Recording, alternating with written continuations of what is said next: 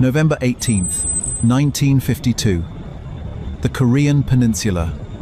Above the frigid, unforgiving Chopson Reservoir, a lone American F-9F Panther jet cuts through the bruised, overcast sky. Visibility is poor, the air thick with the promise of snow, a swirling, icy mist that clings to the canopy. Inside that single-seat cockpit, Lieutenant Royce Williams, a Navy pilot with nerves of steel, scans the gloom. His wingmen, forced to abort due to mechanical issues, are long gone. He's alone, flying a weather reconnaissance mission, pushing deep into enemy territory.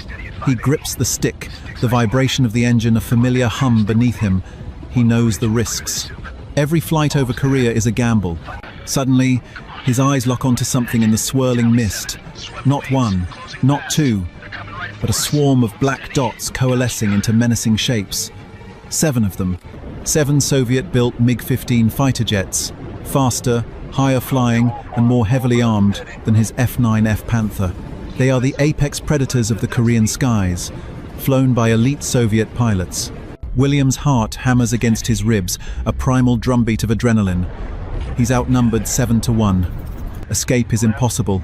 To turn and run is to present his tail, an easy target for their 3 deadly cannons. He has one choice: fight. Tally-ho. 7 MiGs. Repeat, 7 MiGs at 12 o'clock high. Williams' voice crackles over the radio, laced with a calm that belies the impossible odds. There's no answer, just the static of distance. He's truly alone. The lead MiG peels off, its silhouette growing larger, faster. Williams pushes the throttle forward, the Panther roaring in protest, a surge of power pinning him back against his seat.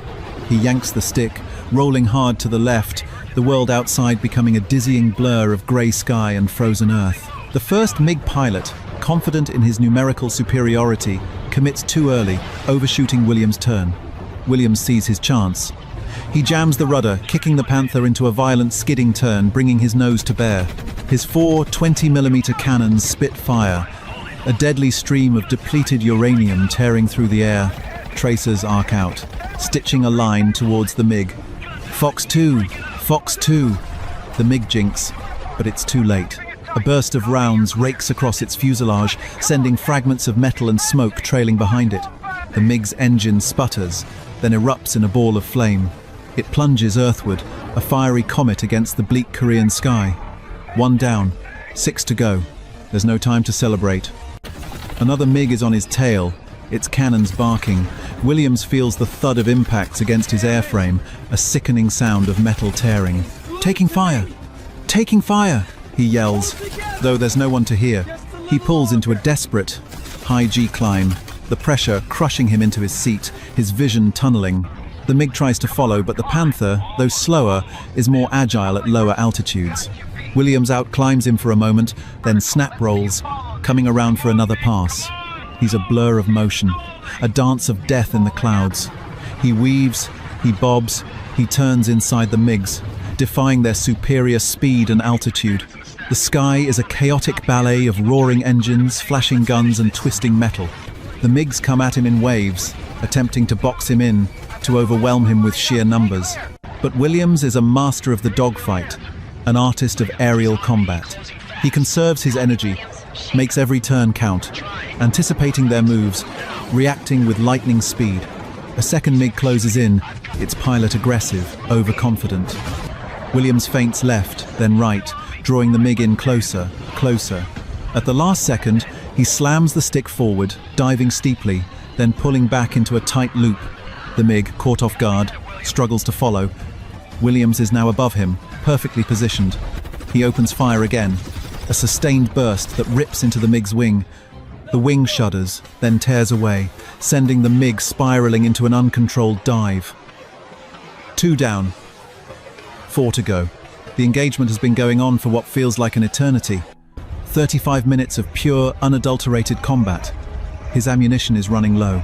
His Panther is peppered with holes, the cockpit filled with the smell of cordite and burning oil. He can feel the sluggishness in the controls, the battle damage taking its toll. Yet, he fights on, driven by an instinct to survive, to defy the impossible. Another MiG makes a head-on pass. Williams holds his ground, a terrifying game of chicken. He fires first, A short, sharp burst. The MiG pilot flinches, breaking off his attack at the last possible second, narrowly avoiding a collision, but Williams has already anticipated this. As the MiG pulls away, exposing its belly, Williams hammers the trigger. Rounds chew through the MiG's underside, hitting something vital. A puff of black smoke, then an explosion. The MiG disintegrates in mid-air, a shower of debris falling silently into the reservoir below. 3 down, 3 to go. The remaining MiG pilots are no longer so confident. They've witnessed 3 of their comrades fall to a single, damaged F-9F. They are rattled, their formation breaking down. One of them makes a desperate pass, but Williams, his plane screaming in protest, pulls off an impossible maneuver, turning inside the MiG's attack radius. His last few rounds find their mark, tearing into the MiG's tailplane. The MiG wobbles, then drops out of the fight, trailing smoke, limping back towards friendly lines, undoubtedly damaged beyond repair. 4 MiGs destroyed or critically damaged. The remaining 2 MiGs, their pilots surely stunned and demoralized, disengage, turning tail and fleeing east. Williams watches them go, his chest heaving, his body aching from the G-forces. He is victorious. He has faced down 7 MiGs and emerged from the maelstrom. His F-9F Panther, a testament to American engineering and Williams' sheer will, is shot to hell, but it's flying. He nurses the crippled jet back to the USS Oriskany, his carrier. Landing a damaged aircraft on a pitching deck is always a challenge, but this time, it's a miracle. The deck crew swarms his plane. Their faces a mixture of awe and disbelief. They count the holes, 260. 3 bullet impacts riddle the fuselage, wings and tail. The plane is a sieve, yet it brought him home. Royce Williams' victory wasn't just about pilot skill, though he possessed it in spades. It was about the F-9F Panther's remarkable resilience and maneuverability at lower altitudes. While the MiG-15 excelled in speed and climbing ability, the Panther's robust construction and hydraulic flight controls allowed Williams to pull off tighter turns and withstand immense battle damage. It was a testament to the rugged design that allowed an outnumbered pilot to dominate the skies against a technologically... The date is August 14th, 1981. The air at the Sari-Shagan Proving Ground in the Kazakh SSR is bone dry, smelling of ozone and sun-baked earth. Inside the cool, dim concrete of the radar-controlled bunker, Senior Lieutenant Viktor Morozov felt a familiar sense of pride. He was a guardian of the sky, a high priest in the intricate religion of Soviet air defense, the Protivovozdushnaya Oborona, or PVO. Before him, the circular screen of a brand-new P-18 spoon rest early warning radar hummed with quiet power, its green sweeper hypnotic metronome counting out the safety of the motherland. The P-18 was his baby, a low VHF band radar designed specifically to detect the new generation of American aircraft that employed radar-absorbent materials. It was, his political officer often declared, the shield that would expose the wolf, no matter what sheep's clothing it wore. Victor believed it. To him, the laws of physics were as immutable and reliable as the party's 5-year plan. An object of a certain mass, moving at a certain speed through the atmosphere, would disturb the electromagnetic spectrum. It would leave a trace. It was a fundamental truth.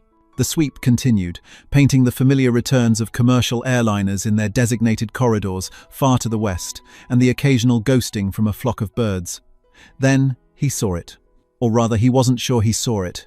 For a single, impossibly brief sweep, a blip appeared. It wasn't a solid, confident paint like a Tu-95 bomber, or even the faint but persistent return of a high-flying American SR-71. This was a flicker, a shred of a signal. So faint and fleeting, it was more like an afterimage on the retina than a physical object. It was there, and then it was gone. He tapped the screen, his brow furrowing. He ran a diagnostic. The equipment was flawless, calibrated to perfection that very morning. He made a note in the log. 1432. Zulu. Transient anomaly. Quadrant gamma. 7. Suspected atmospheric clutter or system noise. But it didn't feel like noise. Noise was random, chaotic. This was coherent. It was a whisper of a signal that suggested an object moving with impossible velocity and discipline. He dismissed it. It had to be a glitch, a ghost in the machine. In the vast, intricate and brutally powerful system of Soviet air defense, There was no room for ghosts. The very idea was a technical absurdity, a contradiction in terms. He leaned back, his confidence returning as the steady, predictable sweep continued its vigil, but a tiny, cold splinter of doubt had been planted in his mind. He couldn't know it then, but that fleeting phantom on his screen was the first tremor of an earthquake that would shatter his entire worldview. This feeling of absolute certainty, the belief in an unbreakable shield forged by Soviet science, was a wall that was about to be utterly demolished by a machine born in secrecy and shadows. To understand how American innovation consistently found ways to bypass, outsmart, and dismantle Soviet defenses, revealing the vulnerabilities hidden behind the iron facade, consider subscribing to our channel, Cold War Impact. We don't just tell you what happened, we show you the shockwaves it created. The worldview of Lieutenant Morozov was not his alone. It was the state-sponsored religion of the entire Soviet military-industrial complex. The Great Patriotic War had seared a singular lesson into the nation's soul: never again be caught by surprise. From this collective trauma, the PVO was born, evolving into the most dense, layered, and formidable air defense network the world had ever seen. It was not merely a collection of weapons. It was a comprehensive, continent-spanning system built on a philosophy of brute force saturation. Soviet doctrine wasn't about elegance or finesse, it was about overwhelming mathematical probability. They envisioned American bomber streams, fleets of B-52 seconds and FB-111 seconds, attempting to penetrate their airspace. The solution was a layered defense, a gauntlet that would bleed an attacker white before they could ever reach their target. The first layer was detection. A vast chain of early warning radars stretched from the Arctic Circle to the mountains of Afghanistan. Massive over-the-horizon systems like the Duga, whose powerful, rhythmic pulses earned it the nickname Russian woodpecker from amateur radio operators worldwide, were designed to see thousands of kilometers beyond their borders, listening for the telltale signs of a mass launch.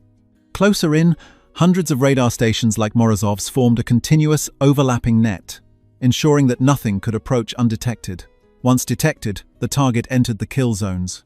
The first to greet them would be the interceptors. Aircraft like the MiG-25 Foxbat, a monstrous brute of stainless steel and nickel alloy, was built with one purpose: to scream towards an intruder at nearly 3 times the speed of sound and destroy it with long-range missiles. It was a sledgehammer, designed to counter the high-altitude American B-70 bomber that was ultimately cancelled, a perfect example of the Soviets building a costly solution to a problem that never materialized. If an attacker survived the interceptors, they faced the endless forests of surface-to-air missiles, the infamous SAMs. From the high-altitude SA-5 Gammon ringing the nation's core to the ubiquitous SA-2 guideline that had proven so lethal against American planes in the skies over Vietnam, there were tens of thousands of them. In the mind of a Soviet general, the sky was divided into gridded squares, and for each square there was a pre-calculated firing solution. The system was vast, powerful, and deeply intimidating. But it was also rigid, built on the unshakable assumption that the fundamental principle of detect, track, kill would always hold true. They were so focused on building a stronger, taller, thicker wall, they never considered that their enemy was no longer planning to knock it down, but was instead engineering a ghost that could walk right through it. Across the ocean, in the secretive halls of the Pentagon and the clandestine design bureaus of the American defense industry, a different kind of thinking was taking hold. The Vietnam War had been a brutal education. American pilots, flying the most advanced aircraft of their day, were being shot down in staggering numbers by comparatively simple Soviet-made SAMs. The old doctrines of flying higher and faster were proving increasingly suicidal. The SA-2 might be crude, but it was effective. Something had to change. The solution wasn't going to be another increment of speed or altitude. It required a leap into an entirely new dimension of aerial warfare. It required invisibility. The concept itself wasn't new, but the technology to achieve it was pure science fiction. The challenge was taken up by the Defense Advanced Research Projects Agency, or DARPA, the Pentagon's Department of Mad Scientists. They, in turn, handed the impossible task to the one place that specialized in it: Lockheed's Advanced Development Programs, better known as the Skunk Works. Under the legendary leadership of Kelly Johnson's successor, Ben Rich, a small team of engineers began to tackle the problem not as an aviation challenge, but as a problem of physics and light. They stumbled upon an obscure technical paper published years earlier by a Soviet physicist named Pyotr Ufimtsev. In his paper, method of edge waves in the physical theory of diffraction. Ufintsev laid out the mathematical formulas to predict how a radar signal would reflect off a two-dimensional shape. The Soviet Union's own scientists had deemed his work of no military significance. The Americans, however, saw the key to unlocking the kingdom. What if you could build an aircraft not as a smooth, aerodynamic shape, but as a complex series of flat panels, or facets, none of which were perfectly vertical to a radar source? Using computer modeling programs that were, for the first time, powerful enough to run the complex calculations, the Skunk Works engineers realized that such a shape would not absorb radar waves, but would instead deflect them away from the radar receiver, much like a diamond scatters light. The resulting aircraft would have a radar cross-section no bigger than a marble. The first demonstrator was codenamed Have Blue, and it was one of the strangest flying objects ever conceived. Nicknamed the Hopeless Diamond by the very engineers who built it, it was an angular, alien-looking craft that seemed to defy every known principle of aerodynamics. It was inherently unstable, flyable only with the help of a sophisticated fly-by-wire computer system that made constant microscopic adjustments. But in 1977, when it took to the skies over the Nevada desert, it proved the theory correct. It was, for all intents and purposes, invisible. It was the birth of stealth. This wasn't just a new plane, it was a new philosophy. It was the weaponization of a void, the mastery of absence. While the Soviets were perfecting their mighty shield, America had just forged a phantom sword, and men like Lieutenant Morozov, staring at their screens, would soon be fighting not an army, but a ghost.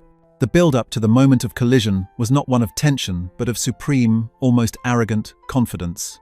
In September 1981, just weeks after Lieutenant Morozov's anomalous radar return, the Soviet Union and its Warsaw Pact allies concluded the largest military exercise in history, Zapad 8-1. It was a terrifying spectacle of military might, involving over 100,000 troops, thousands of tanks, and a massive, coordinated display of air power and air defense. From the perspective of the PVO command in Moscow, it was a flawless performance.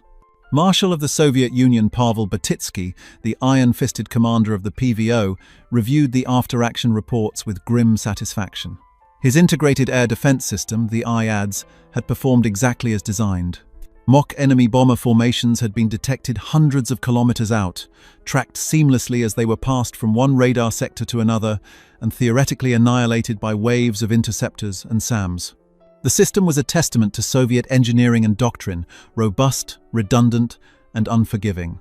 The expectation within the PVO was that any American transgression would follow a predictable, if technologically advanced, pattern.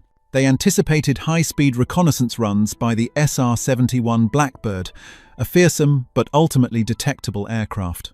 They planned for low-level penetration by B-52 seconds, or the new B-1 bomber, which would be met by look-down divided by shoot-down radars and swarms of MiG-23 seconds. Every scenario was a variation on a theme they understood: force meeting force.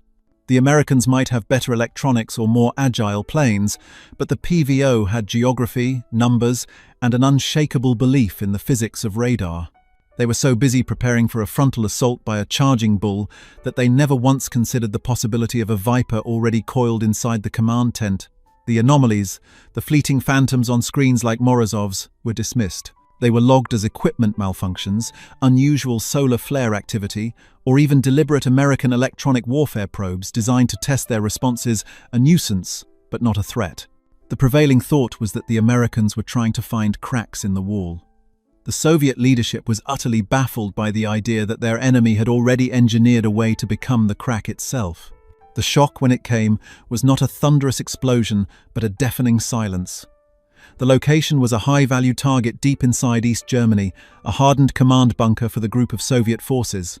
This facility was cocooned in what was arguably the densest air defense network on the planet.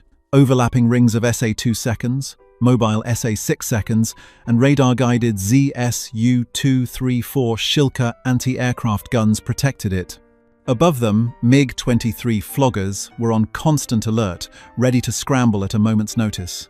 The entire zone was surveyed by a dozen different radar systems, from long-range spoon rests to short-range tactical radars, all feeding information back to a central command post. On a moonless night in 1982, a series of pre-planned, high-priority data transfers between the bunker and a satellite were scheduled.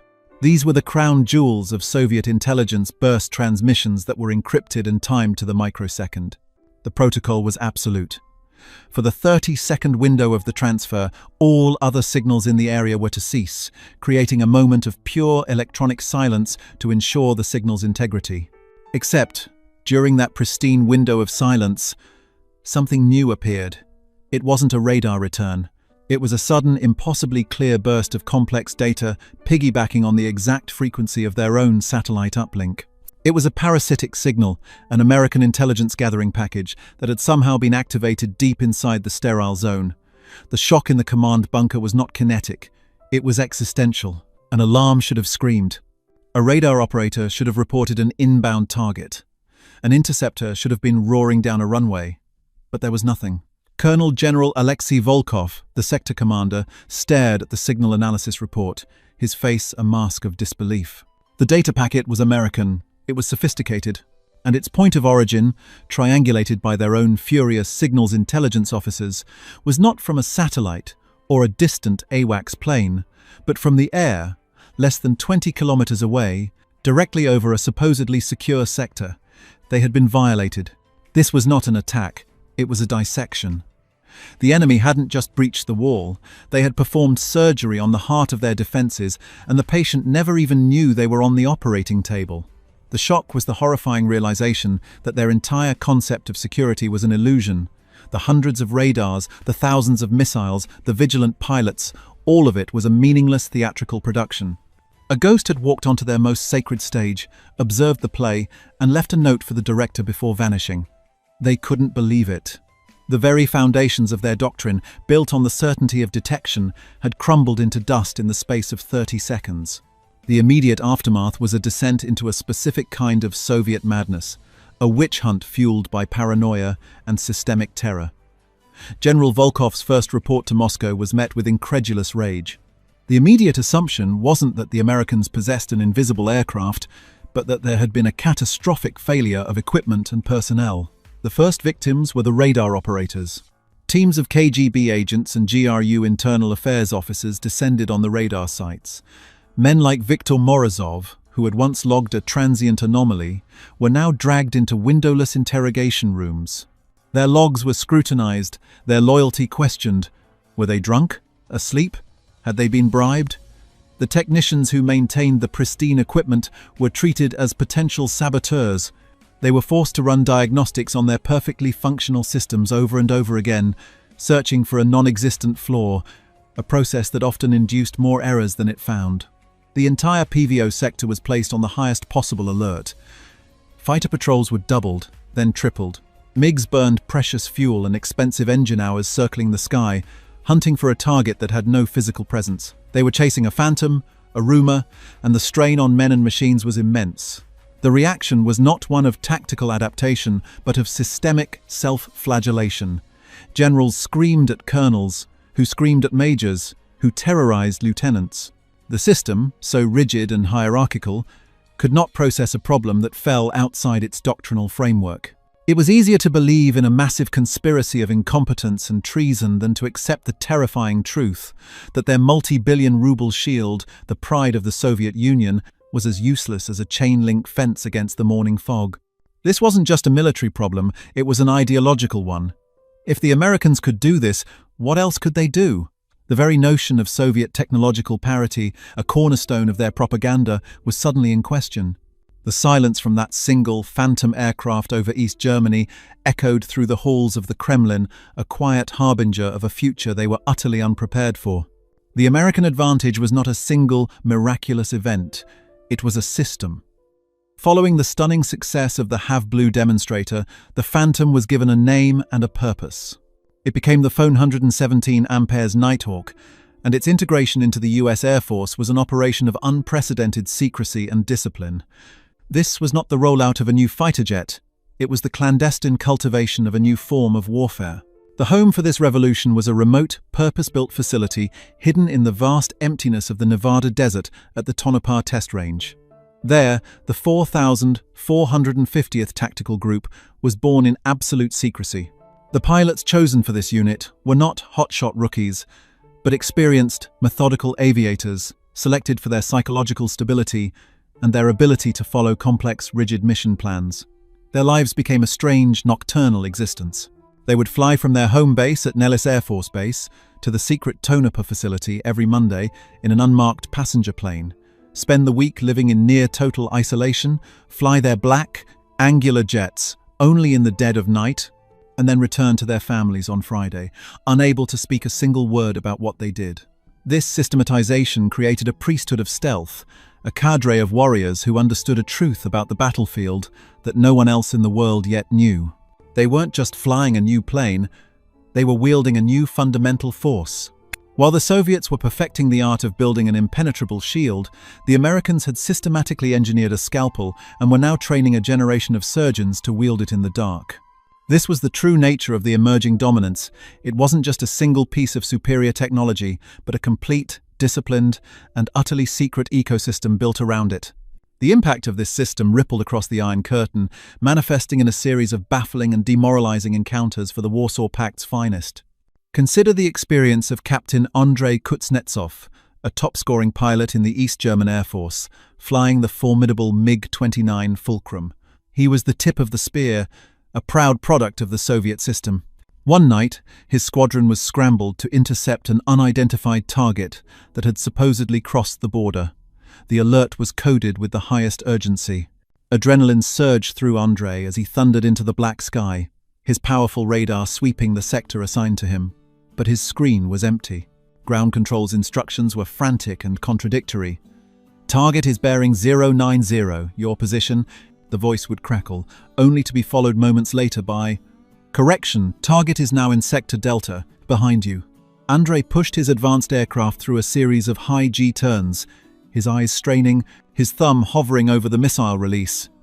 He was hunting a ghost. For 45 agonizing minutes, he and his entire squadron were vectored around the night sky on a wild goose chase, burning thousands of pounds of fuel, chasing shadows that existed only in the panicked reports of ground controllers who were themselves interpreting fleeting, nonsensical radar returns. When they landed, their fuel tanks dangerously low, there was no debrief, only hushed, angry conversations among the commanders. Andrei felt a profound sense of futility he had never known. He had been sent to fight an enemy who wasn't there. His skills, his powerful machine, his courage all were rendered utterly useless. The experience was repeated twice more in the following months, turning the elite interceptor force into a frustrated and increasingly cynical patrol of phantom chasers. The human cost wasn't measured in downed aircraft, but in the slow, corrosive erosion of confidence and morale. They were the guardians of the wall, and they were beginning to suspect it was made of smoke. While pilots like Andrei were experiencing the psychological cost, Soviet signals intelligence analysts were confronting the cold, hard technological gap. Buried in the mountains of routine electronic intercepts, a terrifying pattern began to emerge. They noticed that on certain nights, coinciding with the ghost sightings specific, high-threat Soviet radar installations would briefly go silent or behave erratically. An SA-6 gainful batteries tracking radar might suddenly switch to standby mode for no reason. A critical early warning station search frequency would momentarily waver. These were subtle events, previously dismissed as routine maintenance or minor glitches. But when mapped out, the incidents formed a clear line, a planned route, deep inside their own territory. The GRU's brightest minds were stunned. They realized the Americans weren't just flying undetected. They were flying with a perfect, real-time electronic blueprint of their entire air defense network. The F-117 wasn't just invisible, it was clairvoyant. Its systems could passively detect every radar emission, classify it, map its location, and display it to the pilot, painting a picture of electronic threats as clear as a roadmap. The American Ghost knew exactly where every SAM battery was, knew when it was active, and could plot a course through the tiny, momentary gaps in its coverage. This was a level of situational awareness the Soviets simply could not comprehend. Their doctrine was to turn everything on, to create an overwhelming wall of radar energy. They never imagined that this very strategy was what made them so vulnerable. They were lighting up their own defenses like a Christmas tree, providing a perfect map for the invisible intruder who moved through the darkness. The symbol of this new American power was no longer the blunt instrument of the B-52 bomber. It was the surgeon's scalpel, The F-117 wasn't designed to carpet bomb cities. It was designed to fly a precise, pre-planned route through the most heavily defended airspace on Earth and use a single laser-guided bomb to sever a single nerve fiber, a command bunker, a communications node, a key air defense radar, and paralyze the entire system. It was the ultimate expression of technological dominance, a weapon that defeated its enemy not by destroying it, but by rendering it utterly blind, deaf, and helpless. For years, the highest echelons of the PVO and the Soviet General Staff existed in a state of fractured denial. The phantom signals, the unexplained electronic events, the panicked and inconclusive reports from elite pilots, they were all treated as individual problems, not as symptoms of a single, terrifying disease. But the pattern became too consistent, the evidence too overwhelming to ignore. The realization did not come in a single, dramatic moment, but in a slow, dawning horror within the soundproofed meeting rooms of the GRU's 8th Directorate, responsible for signals intelligence. They had compiled a dossier, a thick file filled with maps overlaid with the ghostly flight paths, correlated with the inexplicable glitches in their most advanced air defense systems. The conclusion, presented in a hushed, grim briefing to a select few members of the Politburo and the Defense Council, was unthinkable. It was a direct contradiction of decades of established physics and military doctrine. The Americans, the report concluded, had likely developed and deployed an operational aircraft that was, for all practical purposes, invisible to their entire integrated air defense network. The admission was never made public. It was a truth too devastating to be acknowledged openly. Instead, it manifested as a top-secret, highest priority directive issued directly from the office of the Minister of Defense. It was called Program Perspectiva, the Prospective Program. Its mandate was simple and desperate: identify the nature of this low observable threat and develop countermeasures at any cost. This quiet internal admission marked a profound turning point. The Soviets finally acknowledged that they were no longer fighting the last war. They were facing an enemy who had rewritten the laws of the next one, and they had been baffled for years, completely unaware that the game had even changed. The Soviet response was a massive, convulsive effort, a mobilization of the state's entire scientific and espionage apparatus to catch a ghost. The first and most logical step was to try and adapt existing technology. Engineers and scientists were ordered to find a way to make their radars see the unseeable. They poured immense resources into enhancing their low-frequency VHF systems. Radars like the P-18 Spoon Rest, which had provided Lieutenant Morozov with his fleeting anomaly, were seen as the best hope. Their longer wavelengths were more likely to be affected by an object's resonance, regardless of its shape. Teams worked feverishly to create complex networks of these radars, attempting to use bistatic and multistatic configurations where transmitters and receivers were separated by vast distances, hoping to catch the faint, scattered radar waves that an F-117 would deflect. But they were hamstrung by the limitations of their own technology. The computing power required to network dozens of aging radar sets in real time, filter out the immense background noise, and fuse the scattered, ephemeral data points into a coherent, trackable target was simply beyond them. They could occasionally see something was there, a flicker in the noise, but they couldn't get a weapons-grade lock. They were like men in a pitch-black room, trying to triangulate the position of a gnat based on the faint whisper of its wings. Simultaneously, the full might of the KGB was unleashed. Directorate T, their scientific and technical espionage branch, retasked agents across the globe. The new holy grail was stealth. Operatives were ordered to penetrate the American aerospace giants Lockheed, Northrop, McDonnell Douglas. They were tasked with acquiring anything: blueprints, research papers, metallurgical analyses, and most importantly, samples of the radar, absorbent materials, the mysterious skin that was believed to be a key component of the technology. These efforts were a catastrophic failure. The American stealth programs were protected by a level of compartmentalized security that the KGB found itself completely horrified by and unprepared for. The projects were so deeply classified, blacker than black, that even most high-ranking officials in the Pentagon didn't know the full details. The Soviets were chasing shadows, picking up rumors, and deliberate disinformation. The futility of their efforts was a source of intense frustration. They had built an empire on their ability to steal, copy, and improve Western technology, but they couldn't steal a secret that was so well kept it barely seemed to exist. The psychological impact on the Soviet military leadership was not fear, but a deep and corrosive intellectual humiliation. They were the proud heirs of a system that prided itself on scientific materialism, on the mastery of physics and engineering. The F-117 was a profound ideological insult. It suggested that their entire approach to science and warfare was obsolete. The Americans had not simply built a better plane, they had weaponized a different way of thinking. They had used abstract mathematics, lateral thinking, and unprecedented computing power to create a weapon that operated outside the Soviets' linear brute force paradigm.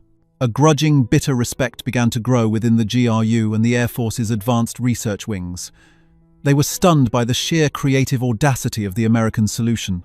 To build a plane that was intentionally unstable and aerodynamically disastrous, relying entirely on a computer to keep it in the air, simply to achieve the goal of invisibility, it was a philosophical leap they had never conceived of.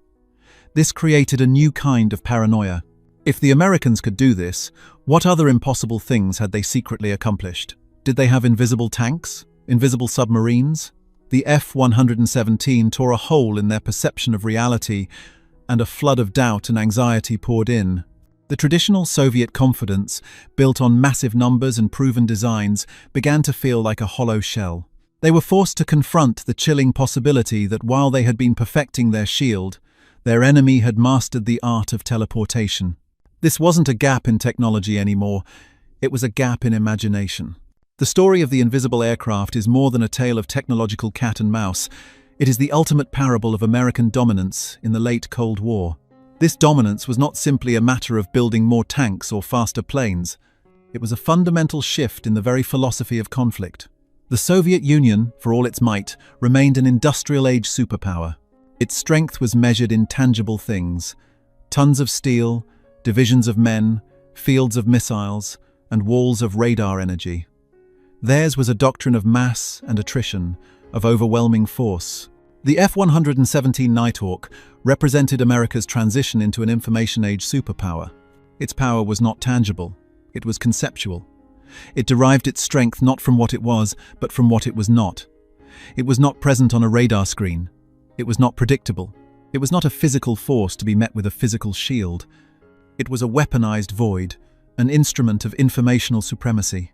This unique angle on power demonstrated that the new high ground of the modern battlefield was not a hill or a mountain, but the electromagnetic spectrum itself.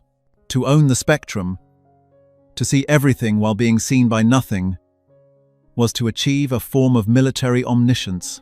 The Soviets were baffled because they were trying to solve a physics problem, while the Americans had already moved on to master a metaphysical one. American dominance, in this new era, was the ability to control the enemy's perception of reality, to make their most powerful weapons and most vigilant soldiers utterly irrelevant by simply deleting itself from their world.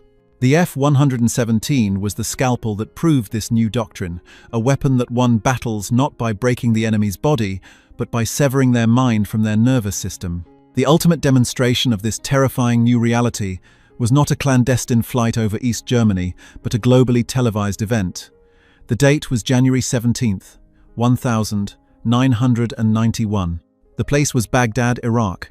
Saddam Hussein's capital was protected by one of the most formidable air defense networks in the world, a dense, layered system designed by Soviet advisors and equipped with the very best export versions of their radar and SAM technology. In a command bunker deep beneath the city, Iraqi officers and their remaining Soviet advisors watched their screens with confidence. They were expecting an American assault, and they believed they were ready. Their doctrine, a direct copy of the PVO's, was sound. They would detect the incoming waves of bombers and fighters far out, track them, and engage them in a systematic slaughter. The night was clear. The system was fully active, bathing the sky in interlocking fields of radar energy. And then, the city began to explode. Not from the periphery, as a traditional air attack would unfold, but from the inside out. The first explosion was not a runway or a barracks on the edge of town. It was the AT&T building, the central telecommunications hub in downtown Baghdad, effectively decapitating the nation's command and control. Moments later, the Air Force Sector Operations Center was obliterated. Then another, and another. Laser-guided bombs were striking with impossible precision at the nerve centers of the Iraqi military, yet the radar screens in the command bunker remained hauntingly, maddeningly blank. There were no incoming fighters, no bomber streams. There was only silence, punctuated by the rolling thunder of a city being dismantled from within. The Iraqi commanders were stunned, screaming into dead communication lines. Their Soviet counterparts were horrified. They were witnessing their own doctrine, their own technology, their entire military philosophy being rendered a complete and utter joke on the world stage. They had built a shield against a barbarian horde, and a ghost had simply materialized inside the castle walls and begun slitting the throats of the royal court. This was the F-117's public debut. The first wave of aircraft over Baghdad, the ones that systematically blinded and paralyzed the entire Iraqi defense system, were not F-15 seconds or tornadoes. They were a small group of F-117 Nighthawks which had flown unopposed through the heart of the enemy's defenses. The ultimate demonstration was not just that the plane worked, it was the brutal, undeniable proof that the Soviet model of air defense was catastrophically, hopelessly obsolete. The legacy of the F-117 is the legacy of a revolution. It wasn't just a plane, it was the end of an era. The image of a blank radar screen amidst a city under precise and devastating attack became the defining symbol of a new kind of American power. The Soviets had spent 50 years and a vast portion of their national treasure perfecting the shield, only to discover their enemy was no longer interested in trying to break it. The contrast could not have been more stark. The Soviet approach was to build a bigger engine, a faster missile, a more powerful radar, a linear progression of brute force. The American approach, embodied in the angular black jet, was to step outside that line entirely, to change the rules of the game so that the opponent's strength became their greatest weakness. The more powerful the Soviet radar, the brighter it shone, and the easier it was for the F-117 to see it and slip past. The Cold War, in its final, decisive phase, was not won by the side with the most warheads or the largest armies. It was won by the side that could outthink, out-innovate, and ultimately out-imagine the other. The Soviet Union built a fortress of steel and concrete to defend its ideology, but it was an ideology that could not account for a weapon born from abstract mathematics and powered by a ghost. The F-117 Nighthawk was America's final, chilling message of the Cold War. It wasn't just that their planes were better, it was that they could now command the very absence of reality, and there is simply no defense against an enemy who is not there.